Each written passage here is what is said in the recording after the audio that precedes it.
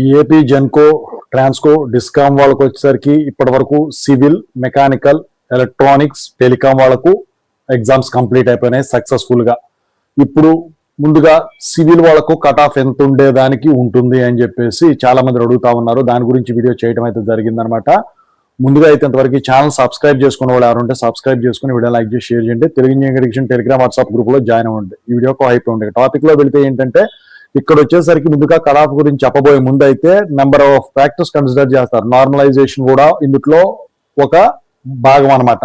అయితే ఇందులో రిజర్వేషన్ బట్టి కూడా ఉండటం అయితే జరుగుతుంది. ఈడబ్ల్యూఎస్ అని, బీసీ అని, సో ఎస్సీ ఎస్టీ అని ఇలా కూడా ఉన్నాయి. అయితే దేని ప్రకారం చూసుకున్నా మెరిట్ లిస్ట్ బేస్డ్ 1:1 రేషియోలో వీళ్ళు కాల్ చేయడం అయితే జరుగుతుంది. అయితే ఇక్కడ ఏంటంటే మీకు ఈ కట్ ఆఫ్ అనేది సివిల్ వాళ్ళకి వచ్చేసరికి 16,000 మంది ఉన్నారు కాబట్టి ఫస్ట్ రోజు పేపర్ బాగానే మొత్తం కూడా తీరి రాసే పరంగానే ఉంది కాబట్టి ఖచ్చితంగా అయితే కట్ ఆఫ్ అనేది 90కి తగ్గేదానికైతే ఉండదని చెప్పేసి నేనైతే భావిస్తా ఉన్నాను. ఎందుకంటే ప్రతి ఒక్కరు కూడా బాగానే రాసామని చెప్తున్నారు.